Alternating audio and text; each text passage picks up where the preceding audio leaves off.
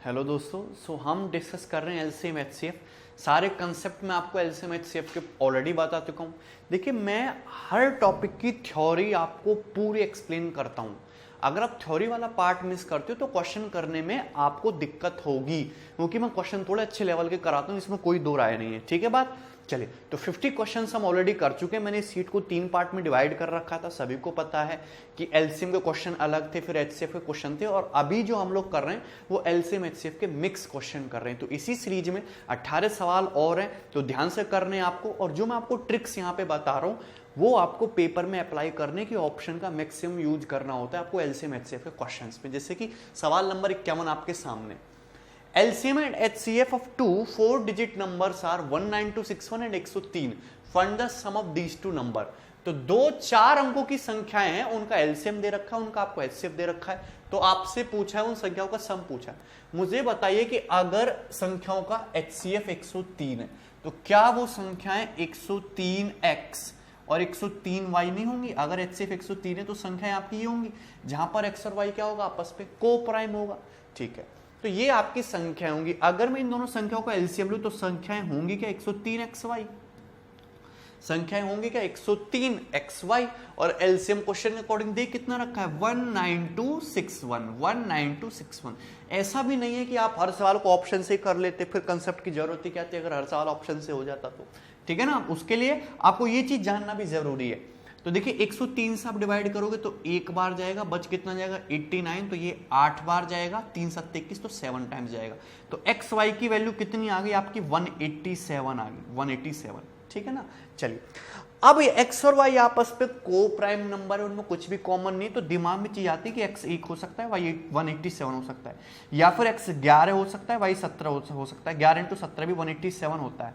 ठीक है, लेकिन मैंने फर्स्ट जो केस है वो देखते ही खत्म कर दिया। क्यों? वो कि मुझसे बोला गया 4 डिजिट नंबर्स। यहां पर ये जो है 4 डिजिट नंबर है, दोनों संख्याएं 4 डिजिट की होनी चाहिए। अगर मैं x को 1 लूंगा तो 103 गुणा के 3 डिजिट की संख्या हो जाएगी, या फिर 103 गुणा 187 या ज्यादा डिजिट की हो जाएगी 4 से। तो ये पॉसिबल नहीं है। तो केवल जो आप पॉसिबल केस लेके चलोगे, सेकंड वाला लेके चलोगे, यानी कि आपका x तो 11 है और आपका y 17 है।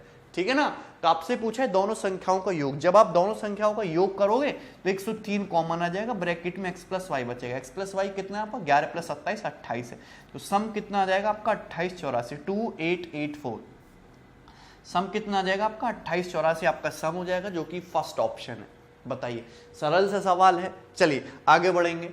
अगला क्वेश्चन है सवाल नंबर 52, सवाल number 52। LCM of two number is 1260। दो संख्याओं का एलसीएम 1260 है, दो संख्याओं का डिफरेंस 54 है। Then find the sum of these two number. तो इन दोनों संख्याओं का सम क्या होगा? सवाल बहुत बेहतरीन है, सवाल बहुत प्यारा है, ध्यान से समझने की कोशिश करना। दो संख्याओं का एलसीएम दे रखा है 1260 और उनका अंतर दे रखा है। तो यहां पे तो मुझे एचसीएफ भी नहीं दिया। तो इस केस में क्या करोगे कि आपको एचसीएफ को एज्यूम करना पड़ेगा कि सपोज दो संख्याओं का एचसीएफ कैपिटल एच है, जो संख्या को एचसीएफ क्या? Capital H. जब एचसीएफ पता ही नहीं है और मुझे पता है कि दो संख्याएं अगर एचसीएफ कैपिटल एच है तो दो संख्याएं क्या होती है? एच एक्स और एच वाई होंगी, जहां पे एक्स और वाई क्या होगा? को प्राइम होगा। X and Y will be what? Coprime. ये बात मैं आपको कितनी बार बता चुका हूं, इनमें कुछ भी कॉमन नहीं होगा। अगर मैं एलसीएम की बात करूं तो एलसीएम 1260 है, तो इन दोनों संख्याओं एच एक्स और एच वाई का एलसीएम होगा क्या? एच एक्स वाई होगा, जो कि किसके इक्वल दिया? 1260 के इक्वल दिया, 1260।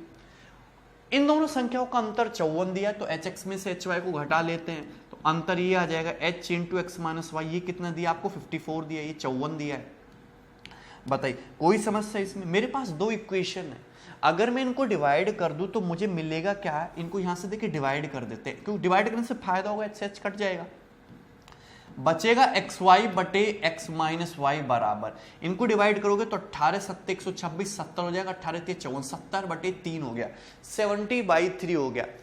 अब x और y आपस में को प्राइम है, तो ऐसी कौन सी संख्याएं, ऐसी कौन सी वैल्यू x और y की जो इसको सेटिस्फाई करती हैं? तो आपके दिमाग में तुरंत आना चाहिए कि x 10 होगा, y 7 होगा, x 10 होगा और y 7 होगा। बोलो, कोई दिक्कत है इसमें किसी भी स्टूडेंट को? क्योंकि 10 - 7 70, सॉरी 10 - 7 3 और 10 × 7 70। तो तुरंत देखते ही पता चलेगा 10 × 7 70 होता है। क्लियर है?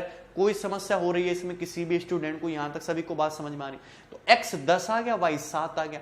मुझसे पूछा क्या? दोनों संख्याओं का योग पूछा है। अब अगर यहाँ पे x 10 है, y 7 है, तो HCF इंटू 3 कितना हो जाएगा? 10 माइनस 7 3 54 हो जाएगा। तो HCF कितना आ गया दोनों संख्याओं का? 18 आ गया। दोनों संख्याओं का HCF कितना आ गया? 18 आ गया। आपसे सम पूछा है तो दोनों संख्याओं का अगर आपको सम ही निकालना है तो सम क्या होगा? इनको जोड़ देंगे तो ये तो 18 हो जाएगा और x प्लस वाई कितना हो जाएगा? x प्लस वाई 17 हो जाएगा। तो 18 इंटू 17 आपका सम आ जाएगा दोनों संख्याओं का, जो कि क्या हो जाएगा? 306। बी ऑप्शन आपका आंसर हो जाएगा। 18 इंटू 17 306, बी ऑप्शन आपका सही जवाब हो जाएगा। क्लियर है? बताइए इसमें किसी भी स्टूडेंट को कोई समस्या हो रही हो? समस्या तो है नहीं। आगे बढ़ जाते हैं तुरंत हम लोग। सवाल नंबर जो है आपका 53, सवाल नंबर 53 को ध्यान से समझते हैं। ठीक, दो संख्याओं का योग 392, तो दो संख्याओं का सम दे रखा है। अच्छा, उनके एलसीएम और एचसीएफ का सम दे रखा है 1288 और डिफरेंस 1232, तो डिफरेंस बिटवीन टू नंबर्स पूछा है। बहुत बेहतरीन क्वेश्चन है भाई। दो संख्याओं के एलसीएम और एचसीएफ का सम कितना है? क्वेश्चन के अकॉर्डिंग 1288। दो संख्याओं के एलसीएम और एचसीएफ का डिफरेंस कितना है? तो डिफरेंस है 1232। आपको दे रखा है दोनों संख्याओं का सम, यानी कि first number plus second number, दोनों नंबर्स का सम दे रखा है, and this some is nothing but 392। तो आपसे पूछा है दोनों संख्याओं के बीच अंतर पूछा है। मुझे ये बताइए कि अगर LCM plus HCF, LCM minus HCF है, तो अगर मैं इन दोनों इक्वेशन को जोड़ दूं तो एलसीएम कितना आ जाएगा? यहां से ये आ जाएगा तुम्हारा 2560, ये हो जाएगा तुम्हारा 8 8 2 10 की 0, 1200 1200 2400 2400 प्लस 120 2520। 2520 का हाफ करेंगे तो 1260, दोनों को जोड़ के आधा कर दीजिए। अगर एचसीएफ निकालना है तो दोनों को घटा के आधा कर दीजिए, तो यह आ जाएगा 56 और 56 बटे 2 28, 28 आ गया एचसीएफ। तो मेरे पास ये डाटा दे रखा है कि एलसीएम 1260 है, एचसीएफ 28 है। अब मैं क्या कर सकता हूं? अगर HCF 28 है तो सभी को क्या पता नहीं कि संख्याएं आपकी 28x और 28y होंगी। भाई 28 तो उसमें हाईएस्ट कॉमन फैक्टर होगा और दोनों का सम कितना होगा? 392। तो क्या भैया मैं यहां से xy की वैल्यू नहीं निकाल सकता? तो 28 एकम 28 और ये तुम्हारा 4 बार चला जाएगा। xy आ गया आपका 14, xy 14 आ गया। मुझे जरा ये बताइए कि अगर HCF 28 है तो संख्याओं का एलसीएम, और संख्या 28x और 28y है, तो एलसीएम क्या होगा? 28xy होगा। और इसके लिए क्या दे रखी है क्वेश्चन में? 1260 दे रखी है एलसीएम का। तो 14 दूनी 28, 14 निम्मा 126। तो xy कितना हो गया? 90 बट्टे 2 45 हो गया, xy 45 हो गया। तो चीजें समझना आपके लिए बहुत जरूरी था कि xy 14 आ गया, xy कितना आ गया? 45।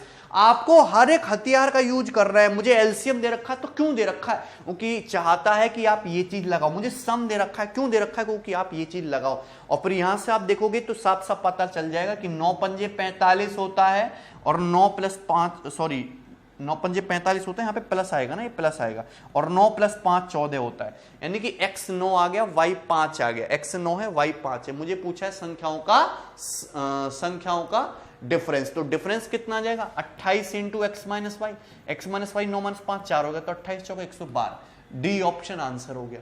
तो ये सवाल है परफेक्ट मीन्स लेवल का, आसान सा क्वेश्चन था। ठीक है, चलिए आगे बढ़ते हैं। अगला क्वेश्चन सवाल नंबर 54, एंड सवाल नंबर 54 बहुत ही बेहतरीन क्वेश्चन है। जरा मुझे करके बताओ इस सवाल को। कौन करेगा? सवाल नंबर 54 को। ठीक, दो संख्याओं के एलसीएम और एचसीएफ का प्रोडक्ट दे रखा है। दो संख्याओं के एलसीएम और एचसीएफ का प्रोडक्ट कितना है? 63,504। ठीक है, मैंने आपको कितनी बार बताया कि product of two numbers equal to LCM into HCF of two numbers. दो संख्याओं का प्रोडक्ट ये दे रखा है, दो संख्याओं के एलसीएम एचसीएफ का प्रोडक्ट ये, तो दोनों संख्याओं का प्रोडक्ट भी यही होगा। यदि एक संख्या 378 हो तो दूसरी संख्या, अच्छा दूसरी संख्या नहीं पूछी, एचसीएफ पूछा है, दोनों संख्याओं का एचसीएफ क्या होगा। अब आप इसको ऑप्शन से बनाने की कोशिश करोगे तो ऑप्शन में आप फंस जाओगे। क्यों फंस जाओगे? सवाल के बाद समझेंगे। मुझे ये पता है कि अगर एलसीएम और एचसीएफ का प्रोडक्ट जो है 63,504 है, 63504, एलसीएम और एचसीएफ का प्रोडक्ट 63,504 है, तो दोनों संख्याओं का प्रोडक्ट भी 63,504 होगा। Product of two numbers equal to LCM into HCF, तो this is product of two numbers. यदि इसमें से एक संख्या 378 है, ये प्रोडक्ट ऑफ टू नंबर्स है, यदि एक संख्या 378 है, तो क्या आप सेकंड नंबर यहां से नहीं निकाल सकते? एक ही लाइन में सेकंड नंबर निकाल सकते हो। ये 9 से कट रहा है तो 9 सत्ते 63, 0 9 पंजे 45, 9 छिक्का 54, 9 चौक 36, 9 दूनी 18। क्लियर ना? ये 7 से कट रहा है 1008, 7 छिंग 42, ये 6 से कट रहा है 6 कम 6, 4 6 छिंग 36, 6 48, 168। तो सेकंड नंबर जो है मेरा 168 आ गया, 168। कितना समय लगता है? तो मेरे पास दोनों संख्याएं पता चल गई कि अगर एक संख्या मेरी 378 है तो दूसरी संख्या मेरी 168 है। अगर एक संख्या 378 है तो दूसरी 168 है। और मुझे कुछ नहीं करना, मुझे इनका HCF निकालना, मुझे HCF निकालना है इनका। मुझसे सेकंड नंबर नहीं पूछा, मुझे इनका HCF पूछ लिया तो एक स्टेप और बढ़ गया। HCF निकालने का गोल्डन तरीका मैंने आपको बताया कि दोनों का नंबर क्या क्या ले लीजिए, डिफरेंस ले लीजिए। यानी कि या तो HCF आपका 210 है, या तो HCF आपका 210 है, या फिर 210 का कोई फैक्टर है। लेकिन 210 नहीं हो सकता क्योंकि 10 में जो जीरो आ रही है, जीरो किसी को काट नहीं रही, यानी कि 210 तो है नहीं। क्यों नहीं? क्योंकि 210 में 10 छुपा हुआ है। तो आप सीधे किस नंबर पे चले जाओगे? 210 में पहले 5 हटा दीजिए, आप चले जाओगे 42 पे। या तो HCF आपका 42 होगा या फिर 42 का कोई फैक्टर। तो 42 से कटता है 9 बार, 42 से कटता है तुम्हारा 4 बार, यानी कि 42 ही HCF हो जाएगा। तो इस क्वेश्चन का सही आंसर है बी ऑप्शन 42, 42। तो आप इसमें ऑप्शन में फंस सकते थे क्योंकि यहाँ पे सभी में 7 मैंने डाल के रखा है। क्लियर है? 42 इस क्वेश्चन का करेक्ट आंसर हो जाएगा। बहुत ही बेहतरीन क्वेश्चन है, सीपीओ के पेपर में सवाल आया था, मैंने बस थोड़ा सा चेंज किया है। क्लियर है ना? चलिए आगे बढ़ जाएंगे, हम अगला क्वेश्चन देखेंगे। The HCF of two number is 12906 and 14818 is 478. Their LCM is। ये सवाल जो है एकदम हलवे क्वेश्चन है, सारे सारे बहुत इजी, प्री के पेपर के, सॉरी एसएससी के पेपर के आए हुए हैं, प्री के नहीं, किसी भी पेपर में आए हुए हैं। दो संख्याएं HCF, दो संख्याओं का HCF दे रखा है 478 और दो संख्याएं ये दे रखे हैं, एलसीएम पूछा है। मैंने आपको कितनी बार बताया कि product of two numbers equal to LCM into HCF. अगर दो संख्याएं आपकी ये दे रखी है तो इनका प्रोडक्ट करेंगे। मुझे ये दे रखा है एचसीएफ, एलसीएम पूछा है, तो product of two numbers unit digit का आएगा 48, यहाँ पे यूनिट डिजिट 8 है, तो एलसीएम का यूनिट डिजिट क्या होना चाहिए 6, और एक ही ऑप्शन में यूनिट डिजिट 6 दे रखा है, मतलब ये आंसर हो गया। ना ये आंसर है, ना ये, ना ये। पेन तक उठाने की जरूरत नहीं है क्वेश्चन में। तो इस सवालों में बड़ा बड़ा डाटा दिया जा सकता है, लेकिन आप यूनिट डिजिट से इजीली बना लोगे। मुझे भैया ये बताइए कि दो संख्याएं हैं, एक संख्या है 12906, एक संख्या है 14818। दोनों संख्याओं का प्रोडक्ट सभी को पता है, एलसीएम इनटू एचसीएफ होता है। एचसीएफ तो 478 हो गया, और इनटू एलसीएम तो, और इनटू एलसीएम यही करोगे आप। फिर भाग करोगे, काटा पीटे करोगे, क्यों टाइम वेस्ट करना। यूनिट डिजिट पे फोकस करो ना। 8 6 48, यूनिट डिजिट 8 आएगा, तो यहां भी 8 6 48, यानी कि एलसीएम का यूनिट डिजिट क्या होना चाहिए 6। एक ही ऑप्शन में 6 था, पेपर का है वो सवाल है, तुरंत सॉल्व हो गया। क्लियर है ना? चलिए आगे बढ़ जाइए। अगला सवाल, सवाल नंबर 56, लेटेस्ट सीपीओ का क्वेश्चन है। The LCM of two number is 2079। दो संख्याओं का एलसीएम 2079 है। उन संख्याओं का एचसीएफ 27 है। यदि एक संख्या 189 हो तो दूसरी नंबर क्या है? गौर से देखिए, एलसीएम इनटू एचसीएफ ये हो गया, यूनिट डिजिट कितना हो गया तुम्हारा 3, 9 7 63। अगर एक संख्या 189 है तो यहां पे दूसरी संख्या का भी यूनिट क्या होना चाहिए 9 7 63, 7 होना चाहिए। एक ही ऑप्शन में 7 है आंसर। क्लियर है? बताइए कोई दिक्कत? मुझे ये बताइए कि दो संख्याओं का एलसीएम है 2079, एचसीएफ है 27। अगर एक संख्या मेरी कितनी दे रखी है? एक संख्या दे रखी है मेरी 189, मुझे सेकंड नंबर पूछा है, तो भैया गौर से देखो, यूनिट डिजिट से बनाओ ना। 9 7 63, 9 7 63, यही की ऑप्शन में 7 दिख रहा है यूनिट डिजिट, ये आंसर हो गया। सॉल्व मत करो, टाइम वेस्ट होगा। जानबूझ के एग्जामिनर ऐसा डाटा सेट करेगा क्योंकि सवाल ऑलरेडी पेपर का आया हुआ है। आगे बढ़ जाओ। दो संख्याओं का गुणनफल दे रखा है 45,360। यदि एक HCF of the number is 36, यदि दोनों संख्याओं का एचसीएफ 36 दे रखा है तो एलसीएम क्या होगा? अगर दोनों संख्याओं का प्रोडक्ट 45,360 है तो product of two numbers equal to LCM into HCF. HCF कितना है 36 और एलसीएम आपको निकालना है, तो यानी कि 45,360 को डिवाइड तो करना था 36 से, लेकिन एंड में 0 आना चाहिए, मतलब ये आंसर नहीं है, ना ही ये आंसर है। केवल दो ही ऑप्शन बच गए, क्योंकि 0 यहां है तो यहां भी एलसीएम में 0 होना चाहिए। यहाँ पे यूनिट 6 है तो यहाँ भी तुम्हारा 6 ही है, तो यानी कि ये 6 है, ये 6, तो 6 6 36, 0 के बाद यूनिट डिजिट 6 होना चाहिए। आंसर फर्स्ट ऑप्शन, खत्म सवाल। क्लियर है भैया? 36 से कम 36 पूरा पूरा जाएगा। एक मुझे यहीं दिख रहा है, ये आ गया आंसर, ऐसे भी कर सकते हो। क्लियर? आगे बढ़ जाओ, अगला सवाल बना दो। सवाल नंबर 58, बेहतरीन लैंग्वेज का सवाल है। एसएससी ने सवाल तो खूब पूछे, लेकिन सेम क्वेश्चन इस लैंग्वेज में नहीं पूछा गया, तो पूछा जा सकता है, इसलिए मैंने डाला है क्वेश्चन। दो संख्याओं के गुणनफल में जब मैं से भाग दिया तब 5775 प्राप्त हुआ। When product of two number is divided by its HCF we get 5775। देखो मुझे एक बात बताओ कि सभी लोगों को पता है कि product of two numbers equal to LCM into HCF। दो संख्याओं का गुणनफल हमेशा एलसीएम और HCF के प्रोडक्ट के बराबर होता है। अब दो संख्याओं के प्रोडक्ट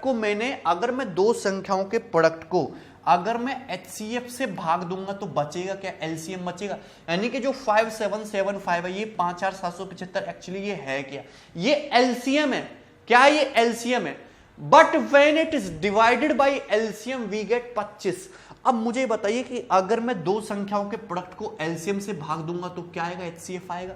यानी कि जो 25 का ये HCF है, तो 5775 है LCM और 25 से HCF, और दोनों का प्रोडक्ट यानी कि नंबर का प्रोडक्ट होगा कि नहीं? बोलो। यदि एक संख्या 525 है तो दूसरी संख्या क्या है? एक संख्या 525 है तो दूसरी संख्या क्या है? ये आपसे पूछा गया है। ये था आपका आंसर। क्लियर है? लॉजिक समझ में आया? तो लैंग्वेज को बस थोड़ा सा ट्विस्ट करके दिया है, कोई नई बात तो है नहीं सवाल में। Product of two numbers equal to LCM into HCF. दो संख्याओं के प्रोडक्ट को अगर मैं एचसीएफ से डिवाइड करूंगा तो बचेगा क्या? एलसीएम। तो सीधा सीधा ये एलसीएम है। एचसीएफ दे रखा है आपको, एक संख्या दे रखी है, दूसरी पूछिए। देखिए 5 5 25, तो यहां भी 5 5 25 होना चाहिए, मतलब ये आंसर नहीं है। ठीक है ना? अच्छा 25 से काट लेते हैं तो 25 दूनी 50, 25 से कम 25, 21 से काटोगे तो 21 दूनी 42 यानी कि ना 4 आएगा ना 3 आएगा, एक ही ऑप्शन आएगा 275 फर्स्ट ऑप्शन। पूरा भाग क्यों करना? 21 दूनी 42, 2 बार ही जा रहा है, 2 मुझे एक ही नंबर में दिख रहा है, यही आंसर है। क्लियर है? कोई डाउट, कोई समस्या? आगे बढ़ जाइए। अगला क्वेश्चन देखेंगे, सवाल नंबर 59। सवाल नंबर 59 बेहतरीन और आसान सा सवाल। दो संख्याओं का एलसीएम बड़ी संख्या का 4 गुना है, तो ये हो गई तुम्हारी बड़ी संख्या A और ये हो गया एलसीएम 4A। एलसीएम जो है बड़ी संख्या का 4 गुना दिखा। अच्छा उसके बाद difference of HCF and smaller number is 24। Difference of HCF and smaller number is 24। अब देखो ये लाइन थोड़ी कंसेप्चुअल है। Difference of HCF and smaller number is 24। ठीक है, मुझे बताइए क्या कभी HCF किसी संख्या से बड़ा हो सकता है? अगर मैं आपसे कहूं कि 10 और 15 का HCF बताओ तो आप कहोगे 5, तो 5 10 से भी छोटा है और 5 15 से भी छोटा है। HCF कभी किन्हीं दोनों संख्याओं के बड़ा नहीं हो सकता, बराबर हो सकता है। तो अगर मुझे यहाँ पे HCF और स्मॉलर नंबर का डिफरेंस दिया है 24, यानी कि HCF छोटा होगा, संख्या बड़ी होगी। मतलब अगर सपोज स्मॉलर नंबर B है तो HCF जो है स्मॉलर नंबर से 24 कम, यानी कि B-24 है।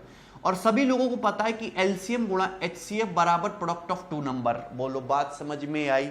कोई दिक्कत है इसमें किसी भी स्टूडेंट को? लार्जर नंबर A तो LCM 4 है, स्मॉलर संख्या B तो HCF और छोटी संख्या में 24 का डिफरेंस है तो HCF ही कम होगा, तो HCF B-24। तो देखिए A से आपका A कट जाएगा, A से आपका B A कट जाएगा, तो 4B-24 का 96 बराबर B आ गया। 3B बराबर 96, तो B की वैल्यू आ गई 32। B की वैल्यू कितनी आ गई आपकी? 32। बोलो कोई दिक्कत है? B की वैल्यू 32 आ गई। आपसे इसमें पूछा क्या है? आपसे पूछा इसमें छोटी संख्या। छोटी संख्या मतलब 32, यानी कि B ऑप्शन आंसर आ जाएगा 32। क्लियर है? अगर आपसे यहाँ पे लार्जर नंबर पूछता तो लार्जर नंबर आप फाइंड आउट नहीं कर सकते हो कि A से कट ही जाना है, तो केवल स्मॉलर नंबर ही निकाल सकते थे और स्मॉलर नंबर 32 आ जाएगा और ये आपका आंसर होगा।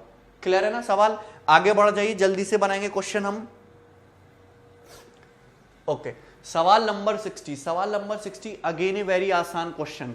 The HCF and LCM of two number are 44 and 264। अच्छा HCF एंड LCM दे रखे 44 और 264। ठीक है, first number is divided bye 2, quotient is 44। अगर फर्स्ट नंबर को मैं 2 से first number is divided bye 2, the quotient is 44। 2 से डिवाइड करता हूं तो भागफल 44 है, यानी कि एक नंबर 88 हो गया। दूसरा नंबर पूछा है 44, इधर 88 डबल हो गया, तो इधर हाफ 132। आंसर खत्म। सवाल नहीं समझे आप? अरे थोड़ा दिमाग मेंटली कैलकुलेशन करो।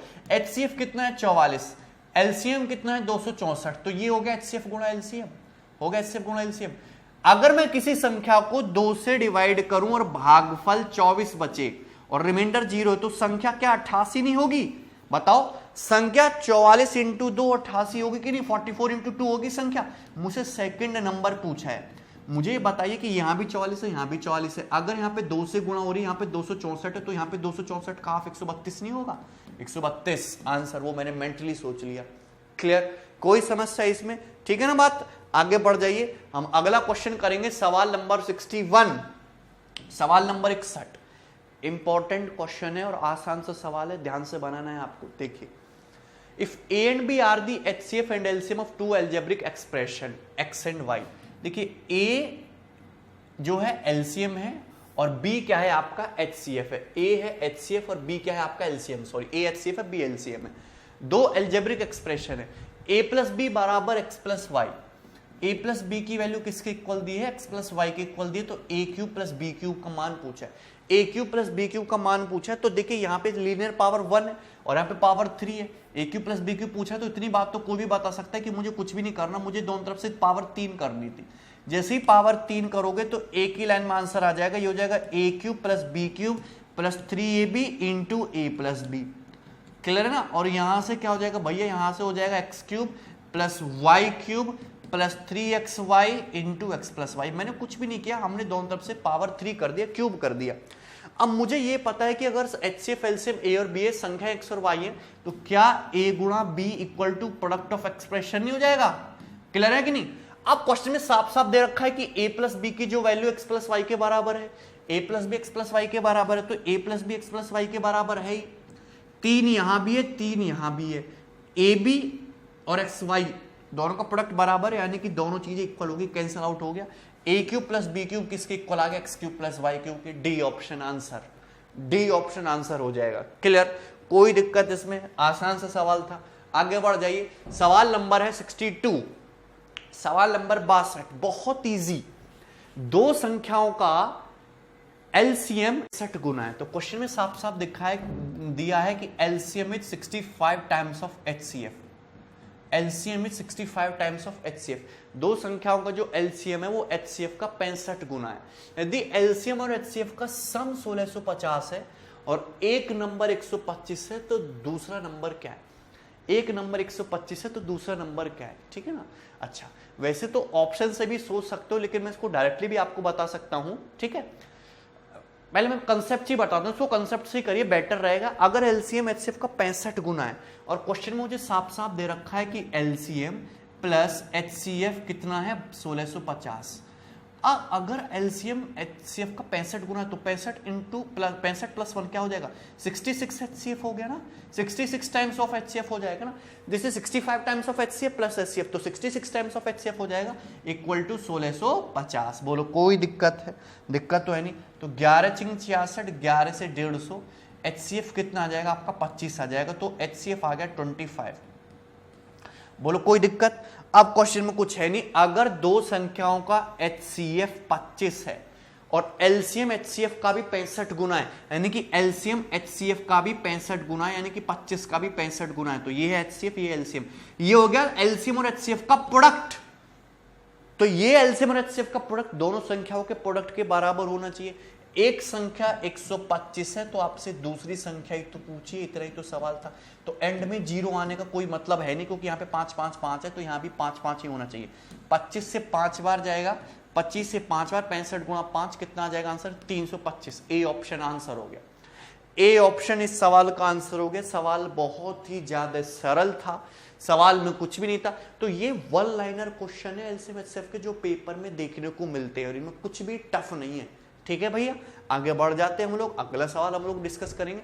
सवाल नंबर है 63, और सवाल नंबर 63 2017 मेंस के पेपर का पूछा हुआ है। यस, वाकई में काबिल तारीफ और लॉजिकल क्वेश्चन एसएससी ने बनाकर दिया है। ठीक है, तो ध्यान से देखेंगे सवाल नंबर। ओके, सवाल नंबर 63। एक बार कॉपी पेन लेके खुद से करने की कोशिश करो, तब मजा आएगा क्वेश्चन में। ठीक है ना? दो संख्याएं दी हुई हैं आपको, 1728 और एक संख्या अननोन है, के नाम दे दिया मैंने उसके। उनका LCM 5184 है, 5184। तो के कितने मान संभव है? के कितने मान संभव है? How many possible value of के आर पॉसिबल? है ना, के की कितनी वैल्यू पॉसिबल है। सवाल बहुत लॉजिकल है, ध्यान से बताइए। देखिए सबसे पहले आपको एलसीएम की परिभाषा पता होनी चाहिए। एलसीएम वह छोटी से छोटी संख्या है जो दिए गए सारे नंबरों से कंप्लीटली डिविजिबल हो। अगर मैं देखूं 1728 और मैं देखूं प्यारे नंबर के को, तो इनका एलसीएम जो है, इनका जो एलसीएम है वो है तुम्हारा 5184। इनका जो एलसीएम है वो है 5184। लेकिन क्या आप 1728 और 5184 में कुछ रिलेट कर पाते हो? आप देखना जरा गौर से, 1728 का 3 गुना ही है, मतलब कोई नई बात है नहीं। क्या आप 1728 नंबर को पहचानते हो? ये 12 का क्यूब है। क्या है ये? 12 का क्यूब है। This is nothing but 12 cube, और this is nothing but 1728, this is 12 cube. 12 का मतलब होता है 4 तिया 12, 4 तिया 12 मतलब 2 स्क्वायर इंटू 3। 4 तिया 12 का मतलब 2 स्क्वायर इंटू 3 का क्यूब। ये क्या है भैया? ये तुम्हारा 2 स्क्वायर इंटू 3 का स्क्वायर हो जाएगा, सॉरी स्क्वायर, क्लियर ना? 2 स्क्वायर इंटू, अच्छा क्यूब है ना, क्यूब है 1728 ना, क्यूब, क्लियर है ना? ठीक है। तो अगर आप इसको गौर से देखो तो 2 की पावर 6 इंटू 3 की पावर 3 है। 1728 को मैंने इसलिए लिख दिया ऐसे। अब ये तुम्हारा 2 की पावर 6 इंटू 3 की पावर 3 इंटू 3 की पावर क्या हो जाएगा? 4 हो जाएगा। बोलो कोई दिक्कत?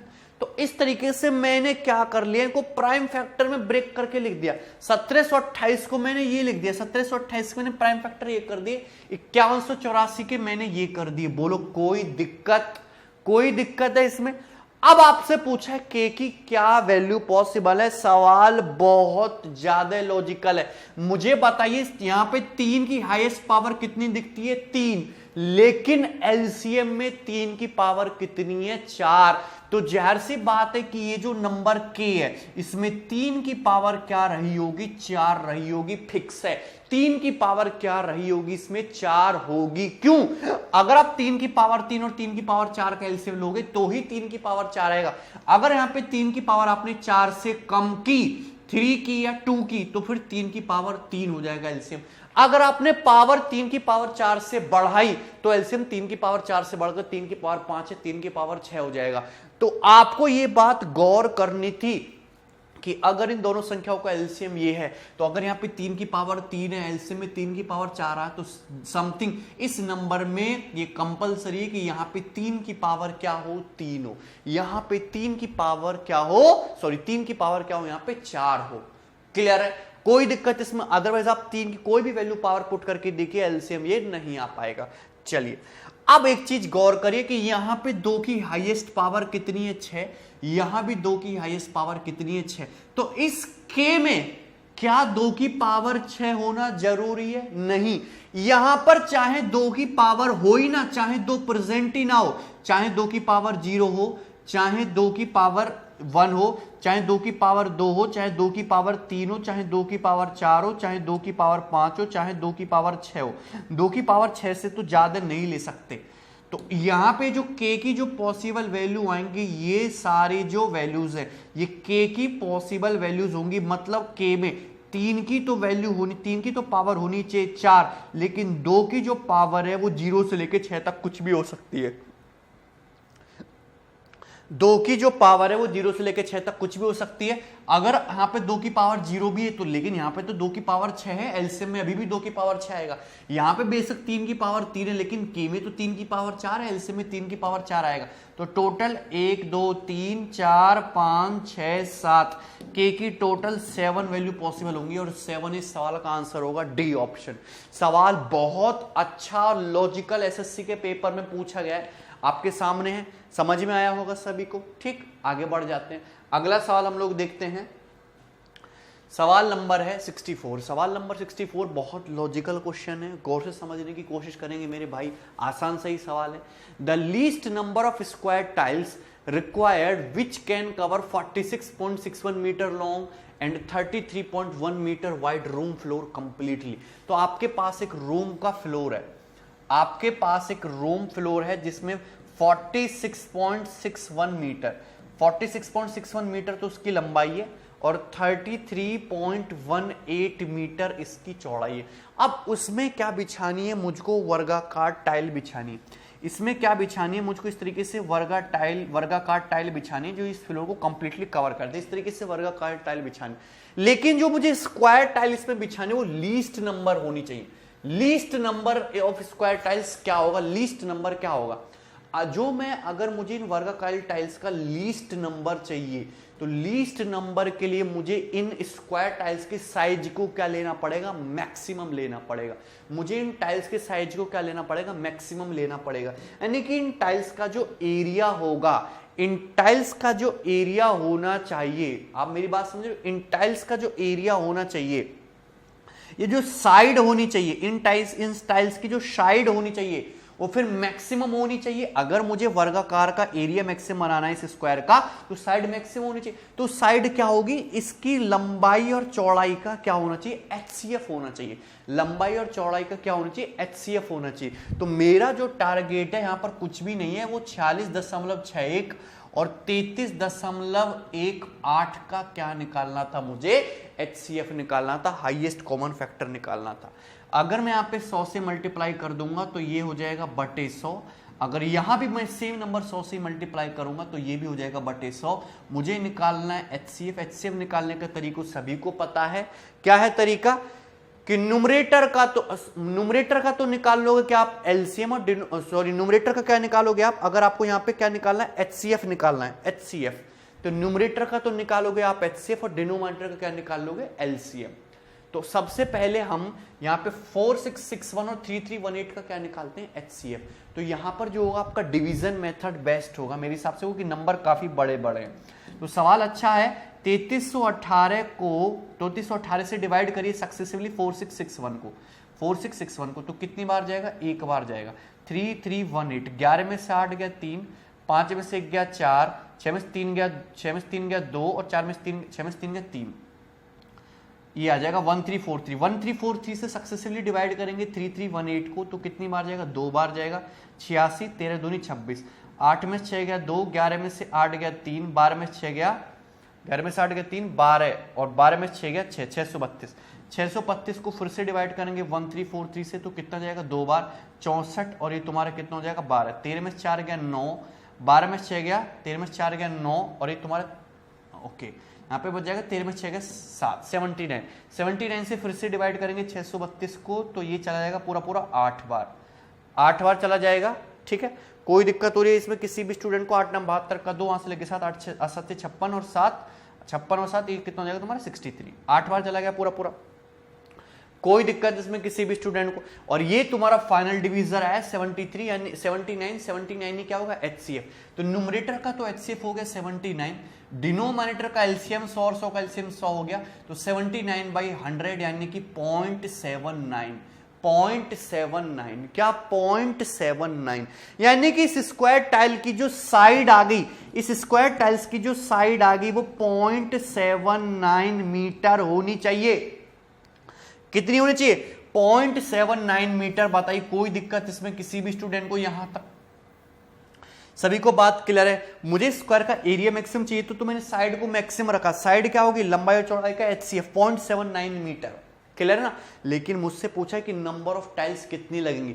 अगर मैं इस पूरे रेक्टेंगल की अगर मैं एरिया की बात करूं तो रेक्टेंगल का एरिया है 46.61 इंटू 33.18, ये पूरे रेक्टेंगल का एरिया है। ये बात सभी को पता।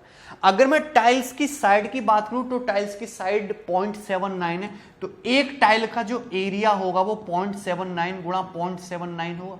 अगर मैं रेक्टेंगल के एरिया को डिवाइड कर दूं स्क्वायर के टाइल्स से, स्क्वायर के ये जो आपकी स्क्वायर टाइल्स है इसके एरिया से, तो नंबर ऑफ टाइल्स आ जाएगा। तो ये नंबर ऑफ टाइल्स है, इस तरीके से आपका आंसर आएगा। ठीक है ना? क्लियर है? कोई दिक्कत? अब ये भाग करना काफी मुश्किल है लेकिन मैं यहाँ पे एक चीज का फायदा उठा सकता हूँ कि यहाँ पे यूनिट डिजिट सबका अलग अलग है। अगर आप देखोगे तो न्यूमरेटर में 1 8 8 जा रहा है, नीचे डिनोमिनेटर में 9 9 81 यूनिट डिजिट 1 जा रहा है, ऊपर 8 है, नीचे यूनिट डिजिट 1 है, यानी कि आंसर का यूनिट डिजिट 1 8 8 होना चाहिए। केवल एक ही ऑप्शन में है तो ये आंसर होना चाहिए। क्लियर है? तो आपको ध्यान रखना है अप्रोक्सीमेशन का। अगर ये फेल हो जाता तो फिर हम यहाँ पे अप्रोक्सीमेट लगाते क्योंकि ऑप्शन काफी दूर दूर हैं, लगा सकते थे ना अप्रोक्सीमेशन भी, ठीक है, समझ में है? तो ये अच्छा क्वेश्चन आपके सामने बनता है। आपको क्या दिया होगा, रेक्टेंगल का यहाँ पे लंबाई चौड़ाई दी होगी, स्क्वायर टाइल्स की साइड निकाल ली, मुझे स्क्वायर टाइल्स का एरिया पता है, रेक्टेंगल का एरिया पता है, डिवाइड करके नंबर ऑफ टाइल्स आ गया। ठीक, चलिए आगे बढ़ जाते हैं, अगला सवाल देखते हैं। सवाल नंबर 65, एंड सवाल number 65 is very very important, very very important and logical, बेहतरीन क्वेश्चन है। एलसीएम एचसीएफ का बेस्ट एक्सप्लेनेशन देखने को मिलेगा यहाँ पे, बेस्ट एप्लीकेशन। अब देखिए, किसी मशीन में दो पहिए जिसमें से एक में 32 दांत है तथा दूसरे में 36 दांत है। अब देखिए मशीन हो गई, यहाँ पे मशीन है, एक पहिया ये हो गया, ये पहिया ये हो गया, इस तरीके से दोनों पहिए लगे हुए। इसमें तो है 32 दांत, यहाँ पे इस तरीके से इसमें दांत लगे हुए, तो इसमें 32 दांत है। दूसरी वाली मशीन जो है, दूसरी वाली मशीन में 36 दांत है, इसमें 36 दांत है। ठीक है ना, इस तरीके से यहाँ पे दांत लगे हुए हैं, 36 दांत। इसमें 32 दांत है इस वाली मशीन में, और इस वाली मशीन में 36 दांत है। बोलो कोई दिक्कत? अलग अलग है, ठीक है। अब इसमें two wheels are adjacent to each other, दो व्हील्स जो है एक दूसरे में इस तरीके से फंसे हुए हैं। आपने देखा नहीं मशीनों में इस तरीके से पहिए फंसे हुए, तो घूमते तो दांते के ऊपर दांत जाते हैं, इस तरीके से हैं। ठीक है, बिग व्हील मेक 64 राउंड पर सेकंड। तो यहाँ पे जो बड़ा वाला पहिया है, मतलब ये वाला पहिया, ये क्या करता है, 64 राउंड पर सेकंड, एक सेकंड में 64 चक्कर लगाता है, एक सेकंड में 64 चक्कर लगाता है, सेकंड, एक सेकंड में 64 चक्कर लगाता है। Then how many times two special teeth will come in 10 hours. तो यहां पे देखिए, इस पहिए में 32 टीथ है, इसमें 36 टीथ है। अब दो स्पेशल टीथ हैं, इसमें सपोज यहां पे ये वाला जो टीथ है ये स्पेशल है, और यहां पे ये वाला टीथ स्पेशल है। जब ये दोनों पहिए ऐसे घूमेंगे तो दो स्पेशल टीथ कभी ना कभी एक दूसरे में फंसेंगे। ये दोनों जो स्पेशल टीथ है ये कभी ना कभी एक दूसरे के अंदर अड़ेंगे कि नहीं, फंसेंगे कि नहीं। दो पहिए हैं, इस तरीके से उनकी गरारी ऐसे घूम रही है, तो ये जो दो स्पेशल दांत हैं ये कभी ना कभी एक दूसरे में अड़ेंगे। तो यही पूछा है कि 10 घंटे में ये दोनों दांत एक दूसरे में कितनी बार फंसेंगे, कितनी बार मिलेंगे, ये पूछा है। क्लियर है? बताइए कोई दिक्कत हो रहा है इसमें किसी भी स्टूडेंट को? सवाल बहुत ज्यादा आसान है, लॉजिकल भी है। अब मुझे बताइए, एक पहिए में 32 दांत है, एक पहिए में 36 दांत है, तो 32 और 36 का एलसीएम कितना हो जाएगा? 32 और 36 का एलसीएम देखिए, 4 यहां भी है, 4 यहां भी, तो 4 तो ही ले लेते हैं। यहाँ पे 8 बच गया, यहाँ पे 9 बच गया, तो 4 × 8 × 9 यानी कि हो गया 4 × यहाँ पे 4 है, यहाँ पे भी 4 है, तो यहाँ पे 8 आ गया, यहाँ पे तुम्हारा 9 हो गया, 32 × 9, तो 32 × 9 हो गया 288, 288। अब ये 288 है क्या? ये 32 और 36 का एलसीएम है 288। देखिए सवाल को ध्यान से समझना, तो 288 है क्या? 288 है यहां पे कि जब ये वाला पहिया 288 दांत आगे घूम जाएगा, 288 इस तरीके से 288 जो इसके दांत है आगे घूम जाएगा, ये वाला पहिया 288 दांत अपने आगे कूद जाएगा, तो ये दोनों जो स्पेशल टाइप के दांत है ये एक बार फिर से एक दूसरे में फंस जाएंगे। सपोज ये इस समय एक दूसरे में फंसते हैं फर्स्ट टाइम, सेकंड टाइम ये एक दूसरे में कब फंसेंगे कि ये वाला जो पहिया है ये इसमें 32 दांत है, जब ये 288 दांत तक आगे घूम जाए अपनी लोकेशन पर, और ये वाला 288 दांत आगे घूम जाए। बोलो कोई दिक्कत है? बात समझ में सभी को? ये 288 दांत आगे घूमेगा, ये भी 288 दांत आगे घूमेगा, और ये दोनों दो दांत है फिर से एक दूसरे के अंदर फंस जाएंगे, मतलब 288 आ गया एलसीएम। ठीक है, चलिए अब देखो ध्यान से, यहां पे जो मुझे डाटा दिया केवल सेकंड व्हील का दिया, एक ही डाटा से मेरा काम हो जाएगा। मुझे पता है कि 64 राउंड सेकंड वाला जो पहिया है 64 राउंड लगाता है एक सेकंड में। मुझे पता है कि सेकंड वाला पहिया 64 राउंड लगाता है एक सेकंड में, और मुझे यह भी पता है कि सेकंड वाला पहिया एक राउंड में कितने दांत जाता है? 36 दांत। तो 64 राउंड में कितने दांत जाएगा? 64 राउंड में 64 × 36 दांत कवर करेगा। क्लियर है? बताओ कोई दिक्कत? सेकंड वाला जो पहिया है एक राउंड में कितना घूमता है? 36 दांत। तो 64 राउंड में कितना घूमेगा? 64 × 36 दांत। तो 64 × 36 दांत एक राउंड में, और एक बार मिलने के लिए कितने दांत कवर करने पड़ते हैं? एक बार मिलने के लिए 288 दांत कवर करने पड़ते हैं कि नहीं? एक बार मिलने के लिए दोनों पहियों को 288 दांत चलने पड़ते हैं। तो एक बार मिलने के लिए 288 दांत जलने पड़ते हैं, तो 64 राउंड जब ये चल देगा तो 64 राउंड में कितने बार मिल जाएंगे दोनों पहिए के स्पेशल दांत, तो पता लग जाएगा। अगर मैं 288 से डिवाइड कर दूं, 36 से 288 8 बार, 8 से 64 8 बार, यानी कि 8 टाइम्स 8 बार। हम ये कह सकते हैं कि 64 राउंड में दोनों स्पेशल दांत 8 बार मिलेंगे, या फिर 1 सेकंड में दोनों दांत कितने बार मिलेंगे स्पेशल दांत, 8 बार मिलेंगे, 8 टाइम्स मिलेंगे। यही इस सवाल का लॉजिक था। क्वेश्चन बहुत आसान था।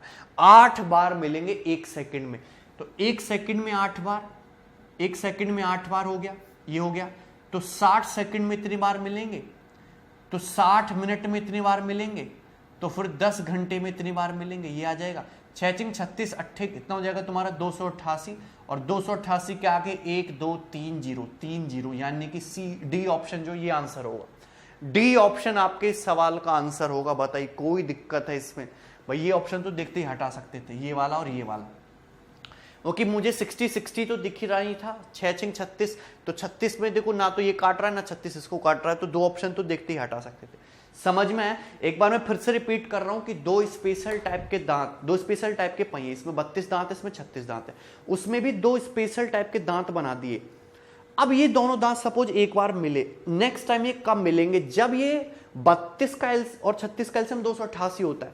जब ये 288 दांत ये भी आगे घूम के आए और ये भी 288 दांत आगे घूम के सेम उसी पोजीशन पे आ जाएं और ये फिर से मिल जाएंगे दोनों दांत स्पेशल। तो 288 दांत जब ये आगे बढ़ जाएगा, ये पहिया भी 288 दांत आगे बढ़ जाएगा, तब 2 स्पेशल टाइप के दांत एक बार मिलेंगे।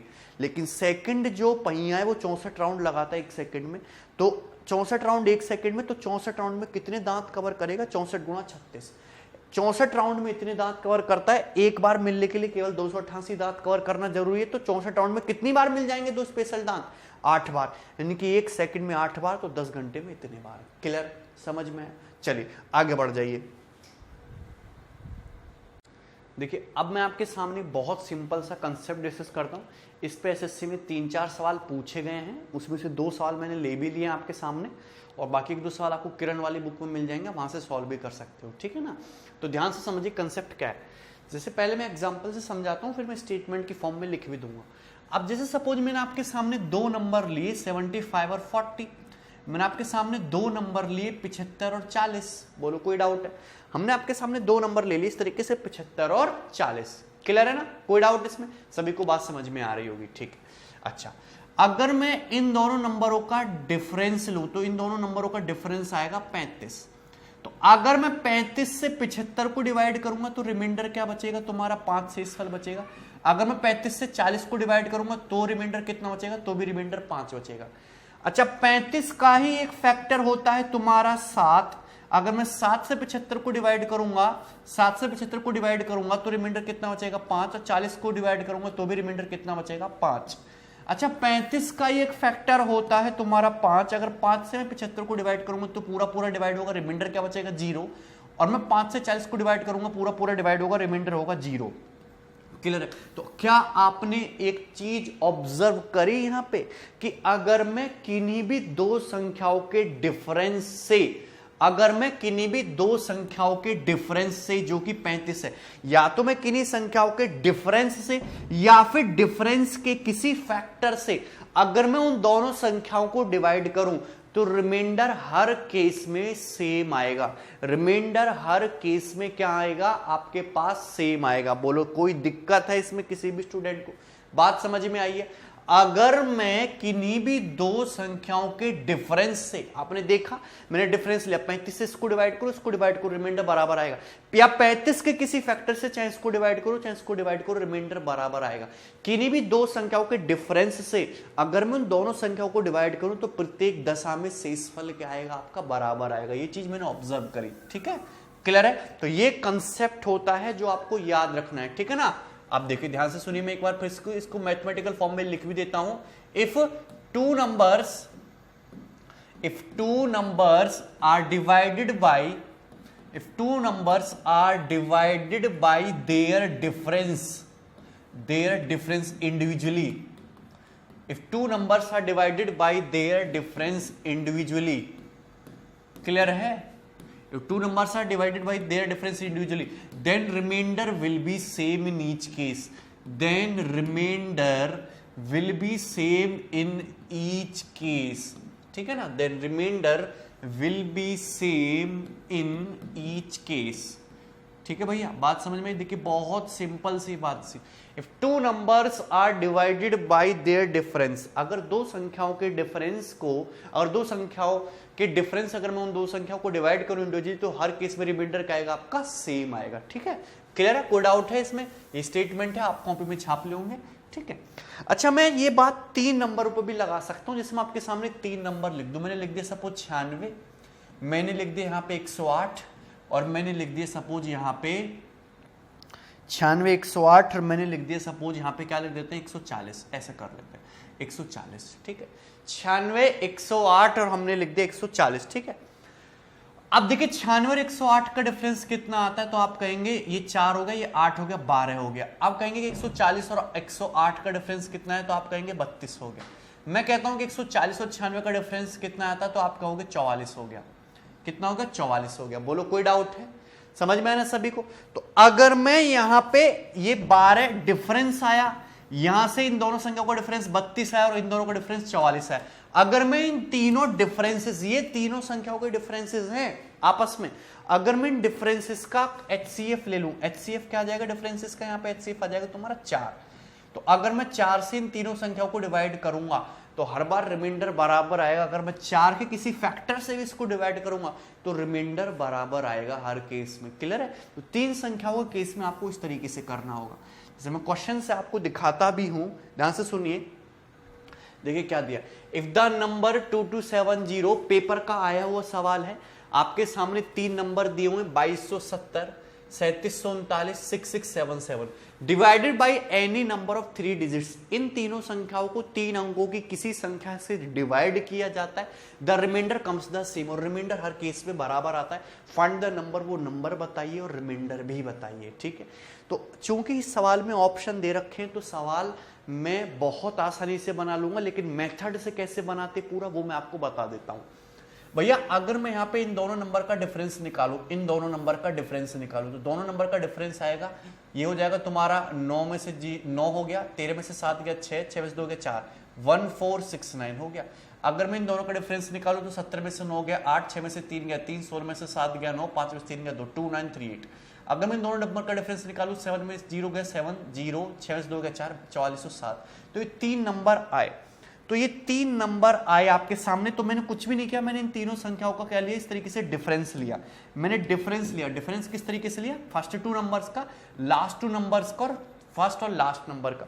तो अगर मैं इन डिफरेंस का HCF लूंगा तो एक ऐसी संख्या होगी जो इन तीनों को अगर मैं डिवाइड करूं HCF से, तो हर केस में इक्वल रिमाइंडर आएगा. ठीक है ना? लेकिन चूंकि मुझे यहाँ पे ऑप्शन दे रखा है, तो मुझे इतना कुछ करने की जरूरत नहीं होगी. मैं एक ही संख्या से निकाल सकता हूं. भैया अगर मैं इस नंबर 1469 को, या तो आप इनका HCF निकालो तब करो, लेकिन सिंपल सा, अगर मैं यहाँ पे ये जो 1469 दे रखा है, अगर मैं इसी नंबर को, किसी एक भी नंबर को गौर से पकड़ लूं, क्या मैं इसको ऐसे नहीं ले सकता? 1300 प्लस 169 लिख सकता हूं. यानी कि 1300 भी कटता है 13 से, 169 भी 13 भी से कटता है. तो 13 इंटू 113, 13 इंटू 113 ये लिख जाएगा. बोलो कोई दिक्कत है इसमें किसी भी स्टूडेंट को? 13 इंटू 113. ठीक है. वैसे भी आप देखो तो इन तीनों संख्याओं का जो HCF है वो आपका 1469, यही नंबर HCF है, 1469 ही HCF है. कैसे? 1469 को पूरा पूरा डिवाइड करता है. 1469 का ये डबल है, ये 1469 का 3 गुना है. अब देखो ये 1469 का डबल है, 3 गुना है. यानी कि तीनों संख्याओं का HCF क्या है? 1469. यानी कि 1469 एक ऐसी संख्या है जिससे मैं इन तीनों नंबरों को डिवाइड करूंगा तो हर केस में इक्वल रिमाइंडर आएगा. लेकिन चाहे HCF हो या फिर HCF का कोई फैक्टर हो, रिमाइंडर डिवाइड करने पर बराबर ही आना है. लेकिन क्वेश्चन में एक चीज मेंशन कर दी, 3 डिजिट नंबर. हमको 3 डिजिट नंबर चाहिए. तो 1469 को आप लिख सकते हो 13 इंटू 113. यानी कि अगर मैं इन गिवन संख्याओं को चाहे तो 1469 से डिवाइड करूं, चाहे 13 से चाहे 113 से, रिमाइंडर हर केस में इक्वल आएगा। लेकिन आपको 3 डिजिट नंबर चाहिए तो स्पेशल 3 डिजिट नंबर का 113 है। अगर मैं 113 से इसको डिवाइड करूं, इसको डिवाइड करूं, इसको डिवाइड करूं, हर केस में रिमाइंडर बराबर आएगा। यानी कि आपका आंसर केवल फर्स्ट ऑप्शन 113 यहीं पे दिख रहा है, यही आंसर है। आपसे पूछा है कि शेषफल क्या आएगा, तो 113 से जरा 2 को डिवाइड करना, 226, 10 रिमाइंडर बच जाएगा, ये आपका आंसर हो जाएगा फर्स्ट ऑप्शन। बताइए कोई दिक्कत? सभी को कंसेप्ट समझ में आया कि आपको 3 संख्याएं दे रखी हैं, आपको एक ऐसी संख्या बतानी है कि उस संख्या से तीनों को डिवाइड करने पर क्या बचे, इक्वल रिमाइंडर बचे। तो हमने कुछ भी नहीं किया, हमने तीनों संख्याओं का इस तरीके से डिफरेंस लिया, उस डिफरेंस का जो HCF होगा, उस HCF से आप इन तीनों नंबर को डिवाइड करिए, इक्वल रिमाइंडर बचेगा। लेकिन कंडीशन एक लगा दी कि हमको HCF का भी एक फैक्टर लेना पड़ा, 113। ठीक, चलिए आगे बढ़ जाते हैं, अगला सवाल देखते हैं। सेम क्वेश्चन है इसी प्रकार का, ठीक है ना। मान लीजिए n वह बड़ी से बड़ी संख्या है, n वह बड़ी से बड़ी संख्या है जिससे 1305, 4665, 6905 से भाग देने पर प्रत्येक दशा में समान शेषफल आता है, इक्वल रिमाइंडर बचता है। तो n के अंकों की संख्या का योग क्या होगा, ये सवाल आपसे पूछा है। सवाल कितना सरल है। तो यहां पे आपसे n जो है वो ग्रेटेस्ट नंबर मेंशन कर दिया, n be the greatest number. n एक वह बड़ी से बड़ी संख्या जिससे इन तीनों को डिवाइड करने पर हर केस में रिमाइंडर इक्वल बचेगा। यानी कि वो संख्या n क्या होगी, इनके डिफरेंस का HCF होनी चाहिए। तो सीधा सीधा डिफरेंस लीजिए जरा, डिफरेंस कितना आएगा तुम्हारा यहाँ पे 60, 6 में से 3 का 3, 4 में से 3360। इन दोनों का डिफरेंस लीजिए, कितना आएगा, 5 में से 5 का 0, 10 में से 6 का 4, 8 में से 6 का 2, 2240। इन दोनों का डिफरेंस लीजिए, कितना आएगा डिफरेंस आ जाएगा तुम्हारा यस 5600। तो जो भी आपका आंसर होगा वो इन तीनों का HCF होगा। इन तीनों का HCF बताइए क्या होगा। इन तीनों का HCF मैं तो देखते ही बता सकता हूं, 1120। कैसे भाई, HCF निकालने का मैंने तरीका बताया, वो नंबर पकड़ लीजिए जहां पे कम से कम डिफरेंस मिले। तो कम से कम डिफरेंस यहां पे मिल रहा है 1120, या तो HCF 1120 है, 1120 का कोई फैक्टर है, 1120 से ये डिवाइड होता है, यस ये डिवाइड होता है, यस ये डिवाइड होता है, यस 5 बार चला जाएगा ना, 5 बार, तो 1120 ही HCF है। यानी कि 1120 एक ऐसी संख्या है जिससे मैं इन तीनों नंबर को डिवाइड करूंगा तो पूरे डिवाइड होंगे, कोई रिमाइंडर बचने के जो रिमाइंडर पूरे डिवाइड नहीं होंगे, हर बार सेम रिमाइंडर बचेगा। क्लियर है ना। तो 1120 एक ऐसी संख्या है जिससे इन तीनों को डिवाइड करने पर सेम रिमाइंडर बचेगा। और वो संख्या आएगी कैसे, इनके डिफरेंसेस का HCF लेना है अपने को। लेकिन आपसे ये संख्या नहीं पूछी, इसके डिजिट का सम पूछा है। तो डिजिट का सम कितना है, 4। ए ऑप्शन आंसर होगा। क्लियर है। लास्ट सवाल देखते हैं हम अपने पूरे टॉपिक का। 2 numbers 225 and 147 are divided by a 2 digit number। ठीक है, दो संख्याएं 225 और 147 हैं। ठीक है, कोई दिक्कत नहीं है। दो संख्याएं आपकी 225 और 147, उनको डिवाइड किया गया है एक 2 डिजिट नंबर से, 2 अंकों की संख्या से। लीव सेम रिमाइंडर, और वो जो है हर बार क्या आता है, सेम रिमाइंडर छोड़ती है। इन दोनों संख्याओं को 2 डिजिट की किसी संख्या से डिवाइड किया गया और रिमाइंडर क्या आया, सेम आया हर केस में। How many 2 digit number are possible, ऐसे कितने 2 डिजिट नंबर पॉसिबल हैं। मैंने अभी आपको एक कंसेप्ट डिलीवर किया, क्या कि अगर आप किन्हीं भी 2 संख्याओं के डिफरेंस से अगर उन संख्याओं को डिवाइड करोगे तो HCF हर केस में इक्वल आएगा, डिफरेंस से या फिर डिफरेंस के किसी फैक्टर से। तो अगर मैं यहाँ पे इन दोनों संख्याओं का डिफरेंस लूं तो डिफरेंस आएगा कितना, ये हो जाएगा 8, 11 में 4, 78। तो 78 एक ऐसी संख्या है जिससे चाहे मैं 225 को डिवाइड करूं चाहे 147 को, रिमाइंडर हर केस में क्या आना है, इक्वल आना है। रिमाइंडर हर केस में क्या आना है, इक्वल। क्लियर है। आप करके भी देख सकते हैं, रिमाइंडर हर केस में इक्वल आएगा। लेकिन 79 का एक फैक्टर होता है 39। तो अगर मैं 39 से इन दोनों संख्या को डिवाइड करूंगा तो भी क्या आएगा, आपका रिमाइंडर क्या आएगा, इक्वल ही आएगा। कोई दिक्कत इसमें, बात समझ में आई कि नहीं। 78 का ही एक फैक्टर होता है 26 78। तो 26 से अगर मैं इन दोनों संख्याओं को डिवाइड करूंगा तो क्या आएगा, आपका रिमाइंडर बराबर आएगा। क्लियर है। 78 का ये फैक्टर होता है 13 से अगर मैं इन दोनों संख्याओं को डिवाइड करूंगा तो देखिए, चाहे करके भी देख लीजिए, 13 कम 13 कितना बच जाएगा, 9, 5, 13, 7 क्या में क्या बचा, रिमाइंडर 4। 13 कम 13 क्या बचेगा, 17। तो यहां से रिमाइंडर, यहां से भी क्या बच जाएगा, 4। रिमाइंडर बराबर ही आएगा। 78 का ये फैक्टर होता है 6। लेकिन अब नीचे नहीं जा सकते हो। क्वेश्चन में साफ साफ मेंशन कर दिया कि हमको 2 डिजिट नंबर ही चाहिए। क्या चाहिए? 2 डिजिट नंबर। तो 78 के ऐसे कितने फैक्टर हैं जो 2 डिजिट के हैं? तो आप केवल ऐसे 4 ही फैक्टर पाओगे। तो केवल 4 ही संख्याएं ऐसी हैं जो 2 डिजिट की हैं और जिनसे इन दोनों को डिवाइड करने पर इक्वल रिमाइंडर बचेगा। तो कितने पॉसिबल आंसर होंगे? 4 आंसर होंगे। बी ऑप्शन इस सवाल का उत्तर होगा। क्लियर? कोई डाउट है इसमें? तो ये टॉपिक था पूरा एलसीएम और एचसीएफ, बहुत अच्छे से मैंने कराने की कोशिश की है। प्री प्लस मींस हर टाइप के इसमें क्वेश्चन कवर है।